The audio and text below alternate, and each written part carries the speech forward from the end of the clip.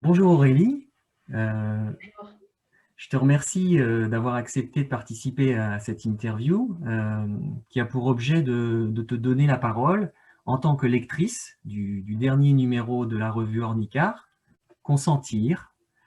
C'est un numéro qui est tout à fait passionnant sur cette question d'une grande actualité. Donc je te passe tout de suite la parole pour que tu puisses nous dire ce qui t'a retenu toi dans la lecture de ce numéro.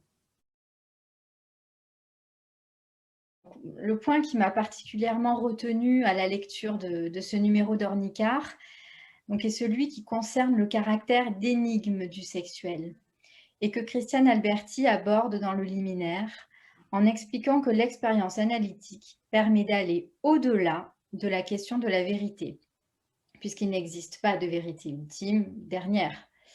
Donc, pour viser, je la cite, l'énigme du sexuel, ce que Lacan nomme pour chacun le signifiant énigmatique du trauma sexuel.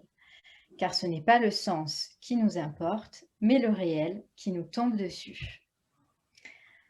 En effet, Jacques-Alain Miller montre dans son texte Le sexe et son interprétation, correspondant à son cours du 13 janvier 1988, que Lacan a mis en évidence la dimension de trou dans tout trauma, c'est-à-dire ce qui est d'un autre ordre que la remémoration, qu'une enquête menée autour d'une recherche de sens.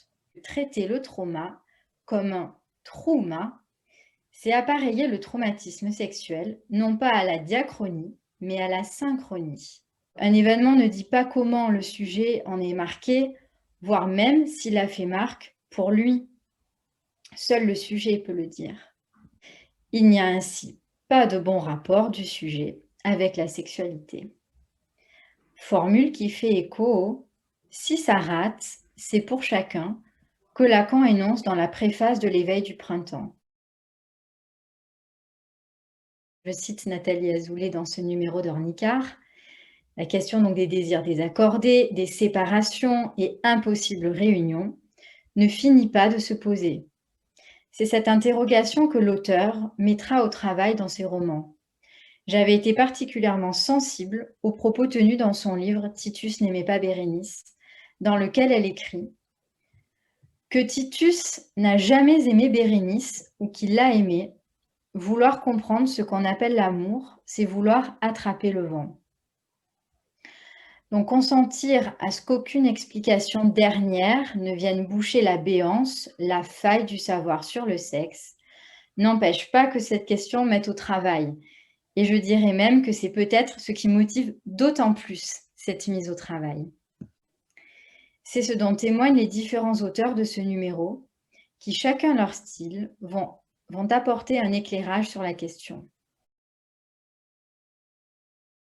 J'ai notamment trouvé lumineux un passage du même texte de Jacques-Alain Miller, cité plus haut, qui présente le sujet comme défense contre petit a, auquel nous donnerons ici le sens d'excédent de sexualité. Donc le sujet comme défense. Excédent de sexualité qui peut se traduire sur deux versants identifiés par Freud. Donc dégoût et effroi dans une rencontre précoce de la sexualité chez un sujet hystérique et plaisir du côté de l'obsessionnel. Ce que précise ensuite Jacques-Alain Miller est très enseignant pour la clinique. Il explique en effet que le dégoût de l'hystérique se traduit inversement par une insatisfaction, un pas assez, un encore. Et chez l'obsessionnel, il s'agit plutôt d'un assez, alors que la rencontre au niveau de la jouissance se fait du côté du plaisir.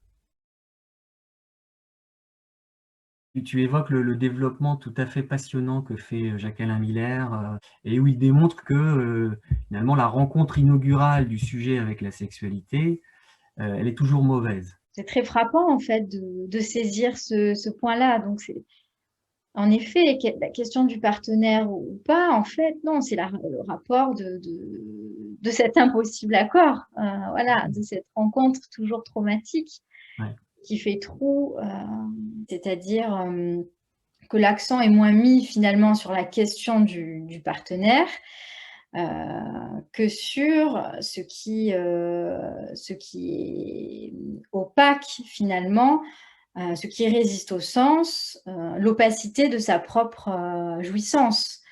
Voilà, je trouve que c'est très précieux. Et ce que nous enseigne Jacques-Alain Miller en ce qui concerne la diachronie et la synchronie, c'était la première fois vraiment que je l'entendais comme ça.